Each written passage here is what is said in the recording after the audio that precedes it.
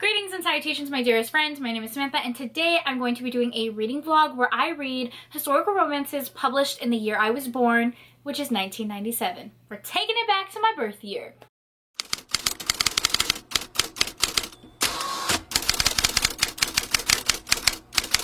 How are you? Welcome back to my channel, and welcome back to today's reading vlog. Today is an exciting reading vlog. I'm reading historical romances.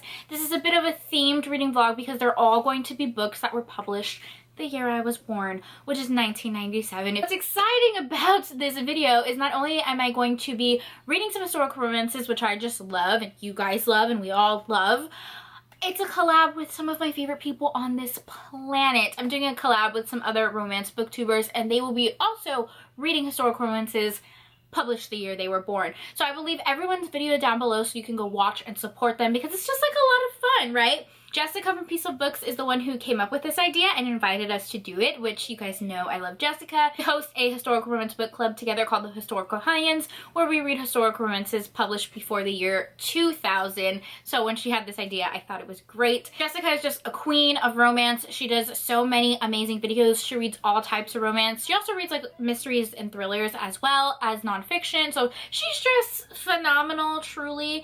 She also hosts the Historical Romance Readathon. She does that a couple times a year.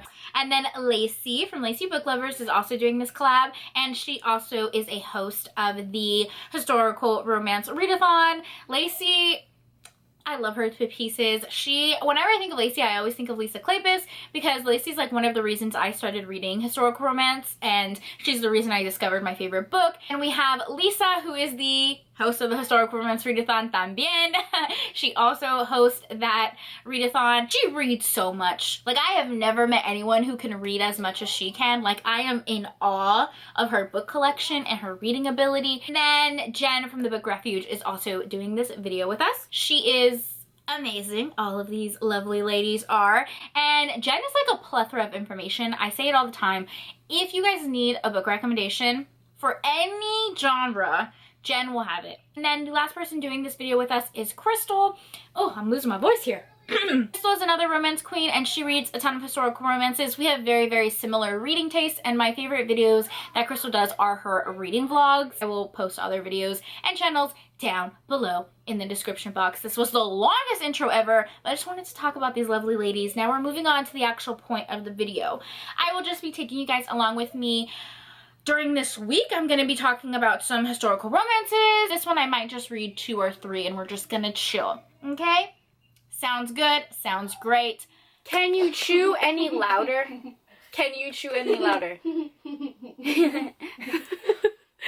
My sister is eating popcorn on the bed and she's chewing like a cow. A goat. A goat? Meh. Is that a goat? It's not a goat. What is it? Okay, I have to film, for real. Okay. Greetings and salutations, my dearest friends. I just got off of work. I'm on the floor, and I realized I need to pick some books for this reading vlog. So I'm supposed to be reading books on my birth year. So historical romance is published in the year 1997, which is the year I was born. I'm going to look at my shelves right now and see if I have anything published in the year 1997. I really want to read books I already own. This is going to be like a chaotic clip because I need to find some stuff to read. Well, will we be lucky? Will the first book we grab be published in 1997? Imagine if we were that lucky. It's up into the year 3000. 1992. Nope. What is this one? 1992. Nope. 1992. Nope. Is everything published in 1992? Ah! Oh! Are you okay? Did you catch that? Did you catch that? Oh no! Our books! They're broken! My bookshelves just fell on me. My bookshelves are not anchored, and this is what happens. Wow. They didn't appreciate the fact that I was just throwing them around. Oh, this one is so close. 1998. But nope. 1982. Nobody nope. 1984. Nobody nope. I'm going to Google this shit because I can't find nothing. There is a Goodreads list called Best of 1997. I wonder what is in that list. Number 1, Harry Potter and the Sorcerer's Stone. Okay, I knew that. These are like general fiction, non-fiction, no historical romance. I'm gonna scour through my books and see what I can find. I found a Goodreads list. It's called Best Historical Romances of the 1980s and 1990s. The first is The Bride. I think that was one of our book club picks. Yep, I read that book. This is Once and Always by Judith McNaught. Absolutely not.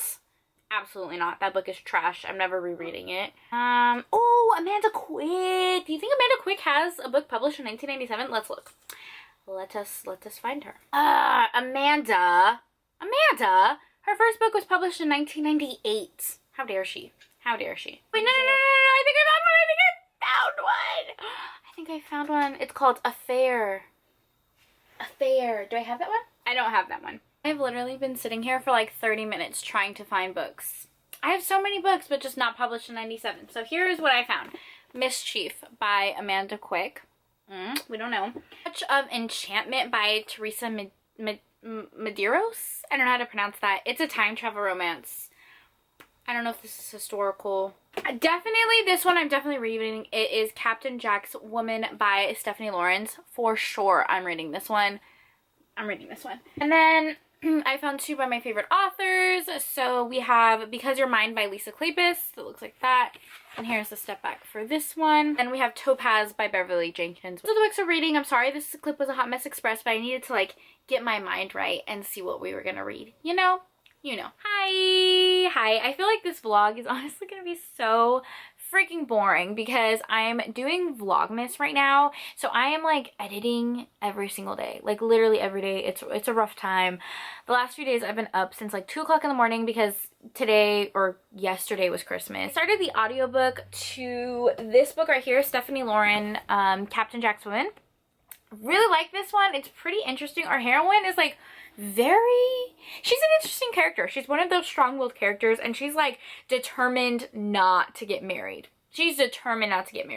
So basically it starts with our heroine Kit.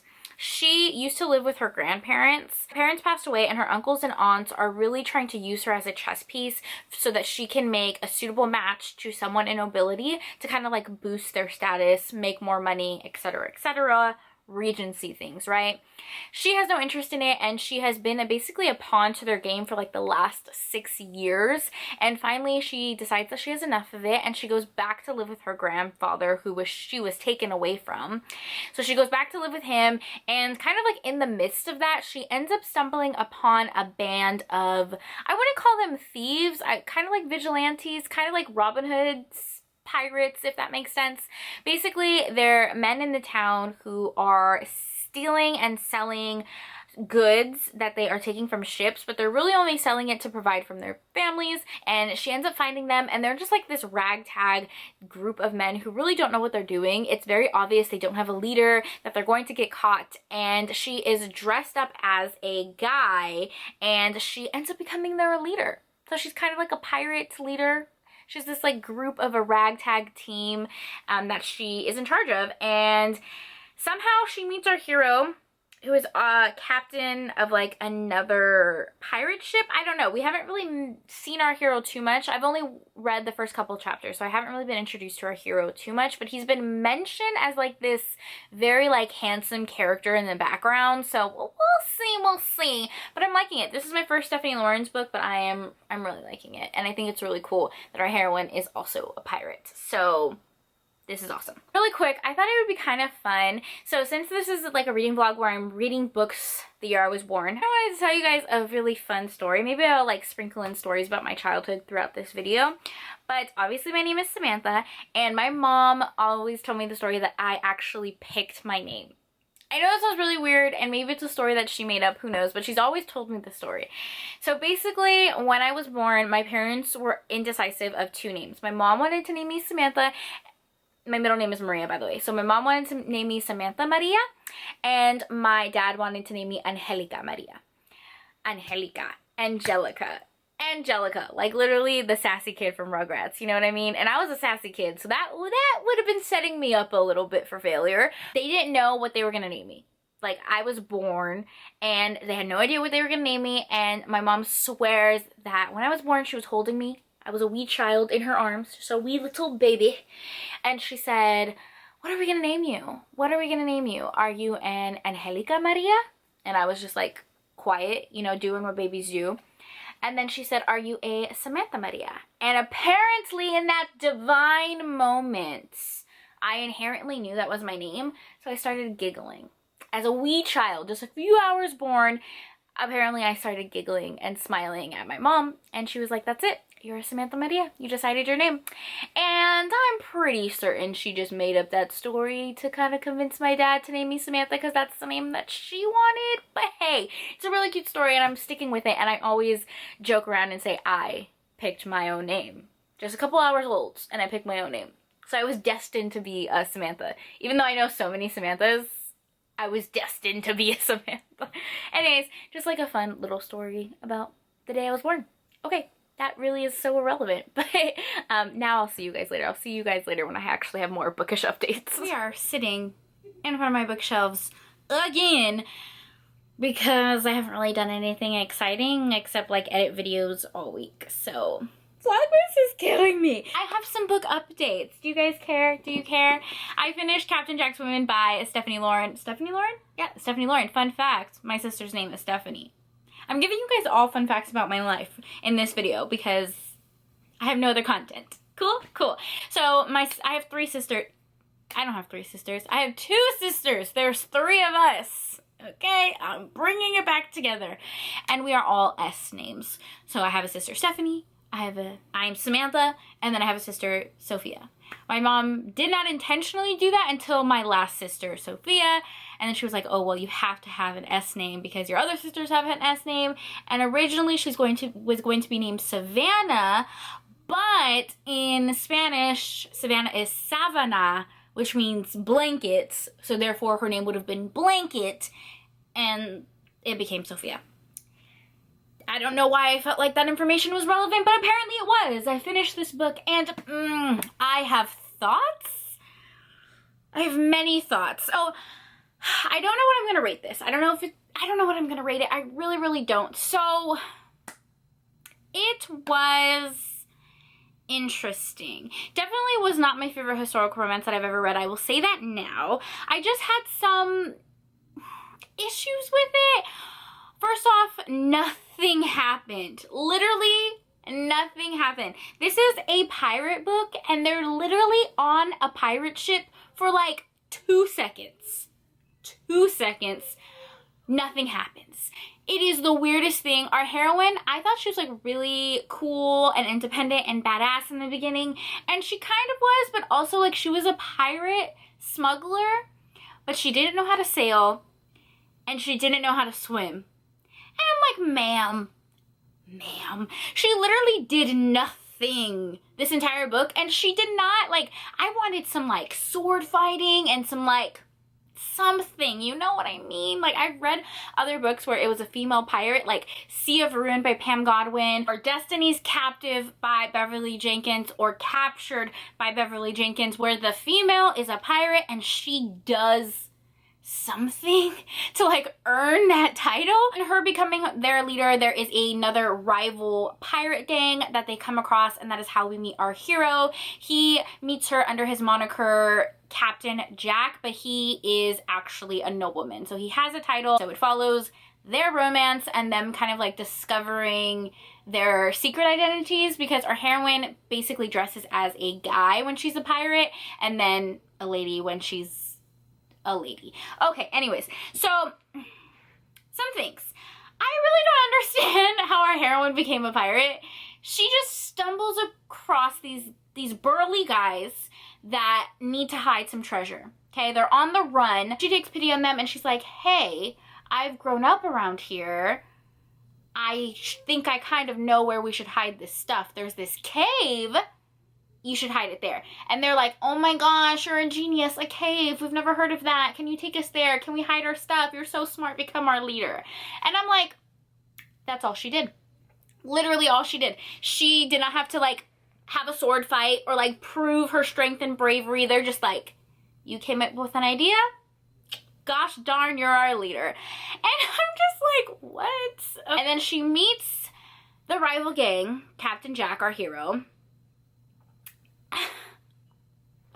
First of all, First of all, I don't understand how so many books do this when it's like secret identity. All they do is like wear a hat and they're suddenly a different person. They're suddenly a different damn person. Literally all this person does is call himself Captain Jack and wear a hat, and he's a different person, and like she does not recognize him or put the pieces together that this guy is a nobleman that has grown up in her town and everybody has been talking about, and she really should know who he is, but she doesn't. So there's that. Weird is that our heroine like has sworn off men. Like she is determined that she cannot feel attraction for any male. And the second she meets our hero, she's just, you know, ready to go. She's like, oh, wow, you are the handsomest man I've ever seen in my life. And obviously she's like madly, deeply in love with him. And she really doesn't do anything in the entire book but be infatuated with him. And like, she can't focus, she can't fight, she can't do anything because she's just like so in awe of his beauty, okay? And then our hero meets her when she is dressing as a man, and he is attracted to her when she's dressed as a man. And instead, there's a quote, not a quote, there's a review on Goodreads that said this. I'm not taking credit for that, but it was just so funny. I couldn't stop laughing because in the review, it's like, not once did our hero question his sexuality, that he was attracted to a guy. Instead, he was like, no way this is a guy. She has to be dressing as a woman because I'm attracted to her. And that's how he discovers that she's a woman. Lots of plot holes, a lot of things not making sense here, but we're going with it. Our hero really also did nothing in this book because he was so attracted to our heroine. These people were just so lustful and sex starved because I tell you, like, literally it didn't matter what the plot was in the background. They were just so, like, awestruck of each other. Whew, I didn't intend to go on this rant. I'm really sorry. I didn't hate this book, but I didn't love this book. So I'm kind of like stuck in between. There's a lot of things that didn't make sense about this book. I never ever say this, but I feel like the romance overtook the plot. And I never say that because I'm all about the romance, but like nothing happened in the plot. Nothing. This book could have probably been like 100, 200 pages shorter because it really was just them being insanely attracted to each other. There was no point of them being a pirate. There was no point of them having a secret identity. They were just like super attracted to each other. And there came a point where I just wanted them to like bang it out so we could get some plot moving. I will say it was very steamy. This is probably the most steamy, is it though? No, I don't think so.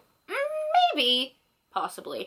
This is one of the most steamy historical romances that I've read. There was like a 7-page sex scene on this book. Like literally, I listened to the audiobook on my way to work. And normally it takes me about 15 minutes to get to work, but because it was raining hard and it was dark, it took me like 20, 25 minutes.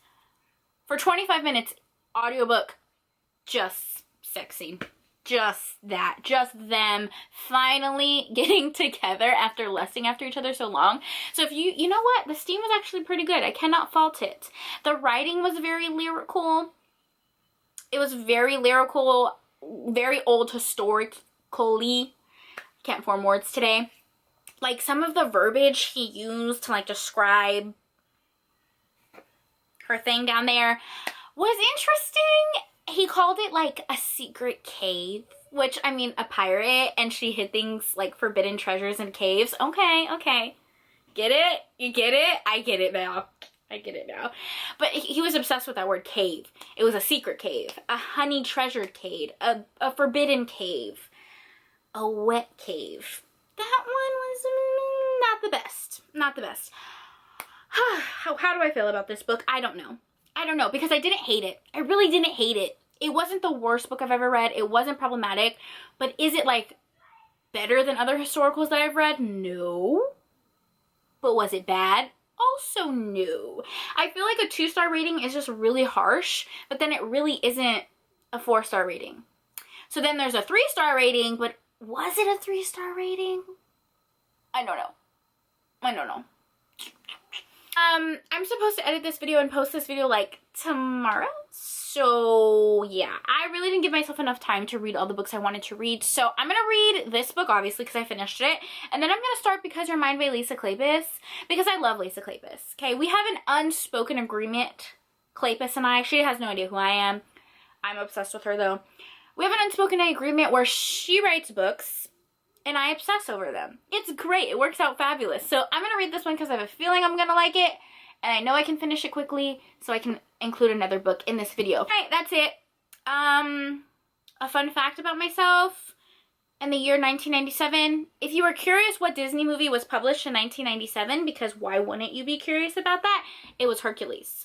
Hercules, Hercules, Hercules. And one of my favorite books, romance books, is Learn My Lesson by Katie Roberts, which is a Hercules retelling. See how this is all coming together? Oh gosh. It is not like a PG book though. Okay, it's all about BDSM and it's a polyamorous relationship between Hades, Meg, and Hercules, and it's spicy and wonderful and has a revenge plot and is quite possibly the best book ever. It's not historical, but I thought I would just throw it in there because we're just trying to fill in content. But were you curious what year Lion King was published? 1994. I was hoping that it was published in 1997 so I could tell you the story that I'm about to tell you, but I'm going to tell you it anyways. So I went to a very small school. It was a very small, tiny, itty bitty school, okay? We did not have enough people to even make a football team or a soccer team. Not enough people. We had exactly 6 people for our volleyball team. It was small, okay? It was very small. But we for sure had musicals and dances. You bet your bottom dollar we did. I don't know why, my school was like very into arts, okay? We had like a music class, we had a dance class, competition dance. I did a competition dance from like the 6th grade all the way to the 12th grade. I think there was a year in there that I didn't do it because I believe I was really into track that year. I was always into track, but like that year I think I was competing heavily, so I didn't do dance. Again, not part of the story. We're moving on. So I was always in competitive dance, and we did like lyrical and tap and jazz. Not because I was good, but because my friends did it, and also it got me out of doing outside PE and running the mile and being like sweaty in like 90-degree weather. I got to be inside and do tap in air-conditioned weather. Air-conditioned room. Anyways, moving on. We had a performance every year. We had 2 performances. We had like a winter musical and a summer musical. And one year, my vice principal thought it would be a good idea for us to do Lion King. Was it a good idea? No. And we dressed up as lions. I had curly hair, and of course they took that opportunity to tease the heck out of my hair. Everybody else got to wear wigs, okay? But me being the one brown kid in that school, I had to tease the fuck out of my hair. And it was traumatizing. But anyways, moving on. We did Lion King. And I think the first year I was just a background dancer. I think I was just a background dancer. I was one of the lions, and I was just like, Simba, Simba, Simba. Okay, I wasn't really like a part of it. I was there, but I wasn't there. Then the second year, I was Mufasa. Because I was the tiniest one, and everybody could catch me when I fell off the cliff and died. And again, teased hair. Oh, that was the second year. Did I tell you that my vice principal was like, this is a masterpiece? We did Lion King 4 years in a row. 4 years in a row. The lead character at that time was a sophomore. And by the 4th year, they were no longer going to school. And my principal was like, no, this is a masterpiece. We are continuing for the 4th year, and brought them back. They didn't even go to the school. They didn't even go to the school. So I played Mufasa twice, Scar, and then background lion. Nobody needed to know that information, but it was the worst musical ever. It was... okay, horrible. It was awful. For some reason, my sister also thought it was a masterpiece, and when I was Mufasa, she cried when I died. As if she didn't know I would come back in, like, Act 2 as a different lion. She cried. She cried. I have not watched Lion King since. Thank you so much. That's my story. Okay, I'll update you guys later when I read more books. Bye! Hi, hello, I'm back. I just got off of work and I'm wearing a grandma sweater because my idea of business casual is grandma sweaters. And I'm not even being rude by saying that. This is literally a sweater that was my grandmother's. Okay, hi, hello. My brain cannot even function today. I had the longest day at work. We are so short-staffed. It's ridiculous because of the pandemic. And we're already like a small team, so the fact that like 5 of us were gone was awful. There's 7 of us and 5 of us are out because of the pandemic. So that's just dandy. Say us, but not me. I'm there. So if you guys, go anywhere, any store, any restaurant, I don't work at a restaurant, but if you go anywhere and they're short-staffed or slow or busy, be kind to them because they are going through it, I guarantee you. All right, that is not the point of this video. The point is I finished another book. This is a 30-minute video, I swear, and I've read 2 books. But I finished Because You're Mine by Lisa Kleypas, and the good news is I loved it. I really did. I think I'm gonna give this 5 stars, which is not shocking. I give almost every single book by Lisa Kleypas 5 stars because I just adore her writing. I think she's phenomenal. This one I was pleasantly even more happier than I thought I was going to be because I really don't hear anyone talking about this. Maybe because it is an older release, but this one, first of all, it was hilarious. It was such a funny book, which I wouldn't really think of Lisa Kleypas writing as funny, but our heroine in this book was hilarious. So basically, it follows Lady Madeline Matthews, who is the youngest daughter of her family, and she is betrothed to a really old, wrinkly old man, okay? Like, she is not in love with this guy. This guy only wants a young lady to breed his sons and children because he is a widow and he needs an heir, and her family is just really not supportive and is forcing her into this marriage and never even gave her a season. They never even gave her an opportunity to like find another suitor. They just said, hey, you're gonna marry this old man and you're gonna be cool with it. Well, she was not cool with it, so she decides that she is going to irrevocably ruin her reputation so that this man will not want to marry her. Somehow she ends up hearing about this really famous actor, our hero. His name is Logan, and he is this Broadway opera actor, and he's notorious for being a rake, as all of Lisa Kleypas' heroes are. Do we have any cinnamon roll heroes that is a Kleypas hero? Maybe Cameron from Mine Till Midnight is like the closest a cinnamon roll hero will ever be. But most of our heroes are rakes, absolute rakes, and we love it. We love to see it. And so she decides that she is going to go to this opera house and convince this man to sleep with her and for her to become his mistress and have an affair with him so that word can travel to her town and she can completely lose her reputation and live the rest of her days happy and not married. So that is her goal. She sets off, and it is so funny. She ends up meeting him in like a really disastrous way. She's super clumsy and ends up getting his attention in not the best way. He gets super annoyed with her, and as soon as she meets him, instead of like introducing herself or like explaining her situation, she literally says, hey, I'm here to be your mistress. And I just think that is like the funniest thing in the entire planet. Definitely tell that she's like a well-bred English lady. She's very innocent. She's never been with a man before, and that's just not his type. So he doesn't want to get involved in her mess. But he is also like extremely attracted to her and cannot keep his eyes off her. And even though she's like super clumsy and getting in the way, he cannot fire her from the opera house because he's so drawn to her. And it is quite possibly phenomenal.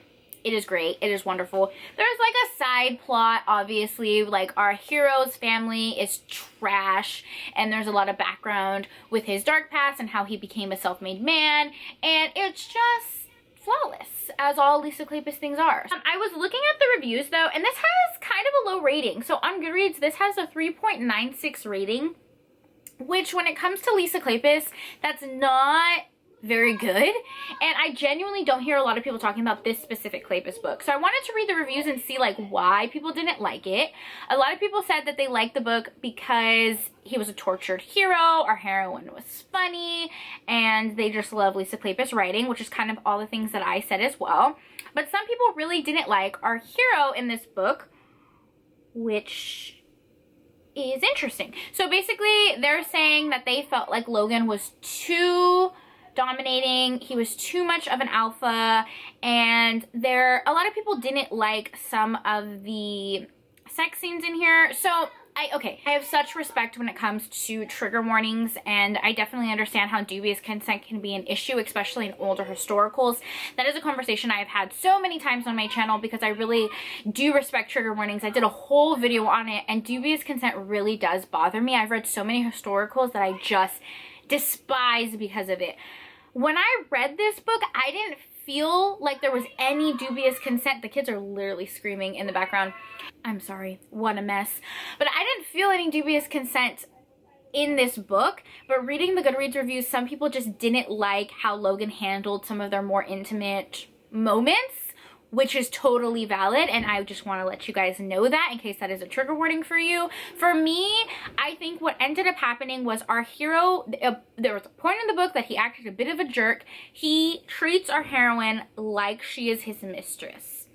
And the reason I wasn't totally bothered by that is that she literally asked to be his mistress. She wanted him to like use her and like ruin her reputation because she didn't want to go back home and marry this guy. Like, she wasn't asking for love or marriage or anything like that. Like, it was kind of something she asked from the very beginning. So he did ruin her reputation, and he did those things, and then it took him a while to actually like fall in love with her and cherish her. So maybe because it took a while to get those more loving emotions, people didn't like it. But for me, I'm like, she literally asked him to be his mistress, and he treated her like a mistress, and then they fell in love, and it was actually okay for me. Like, I didn't feel like there was any issues, but again, a lot of people in the Goodreads reviews did. So just take care, read those trigger warnings, and decide if, you know, that's something that you are okay with or not.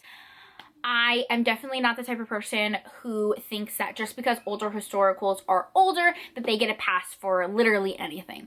A lot of people think that, like, because they're older, you have to look at them with, like, rose-colored lenses or look at them in the generation that they were published, and I don't agree with that. If a book is problematic, it is problematic regardless of what year it was published. That is my personal opinion. When I read this book, I was not triggered in any way, and I didn't feel like it was inherently problematic, but some people don't particularly like our hero in this book in comparison to other heroes that Lisa Kleypas has. Just wanted to put it out there, but I still really liked it, and it was 5 stars. I just like to give you both sides, okay?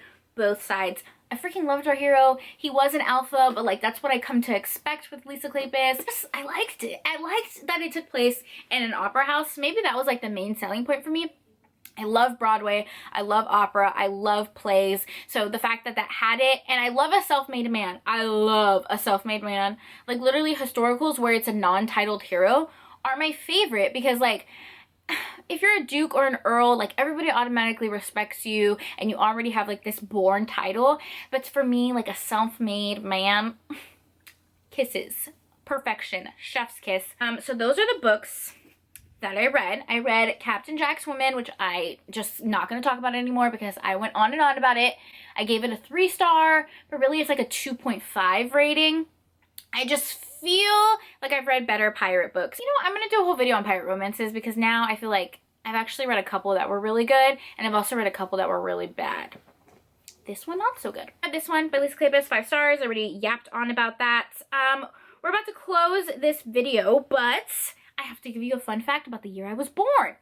What musicals were published the year that I was born? Do you ask? You didn't ask, but it ties in because this is a romance about an opera house and musicals, tying it together. So, ironically, it says that Lion King was on Broadway between 1996 and 1997. I mean, obviously it was on Broadway longer, but that was like the first year it was on Broadway. We already talked about Lion King and my whole story with that, so I won't talk about it again. But it also says that Rent was on Broadway 1996 to 1997. I actually think it was earlier than that, but maybe it was off Broadway before that. Regardless, I love Rent. I really, really do. And I just finished watching Tick, Tick, Boom on Netflix with Andrew Garfield. It was directed by Lin-Manuel Miranda. A masterpiece of all masterpieces. It was so freaking good. I cried. I literally just sat in my room and cried for like hours because it was such a good musical. I really, really love musicals. They make me so freaking happy. And I love Rent. To pick a favorite musical, I can't. I'm not even gonna pick a favorite musical. It's not gonna happen. No, it's not gonna happen. But my very first musical that I ever saw was Wicked. I saw it at my local theater, and me and my best friend went to go see it. I think it was like a birthday gift from my parents. I believe I was like 10, 11 years old, and it was quite possibly the most magical experience I've ever had. And then the first Broadway play I saw on Broadway in New York, I saw the Rockettes in New York, but I don't consider that a Broadway play, so it was Phantom of the Opera. It was so beautiful, and also the most magical experience I've ever had in my entire life. If you don't know, I'm like the biggest fan of Phantom of the Opera. It's actually ridiculous. I could go on and on and on about my love for that musical. So that was the musical that was on Broadway during my time of birth. Lion King and Rent were like the top heavy hitters, and they're still top heavy hitters. Like, everybody loves those two musicals, so yeah, that is all. I know this was a really long video, and honestly I talked more about myself than I did the books, but it is what it is.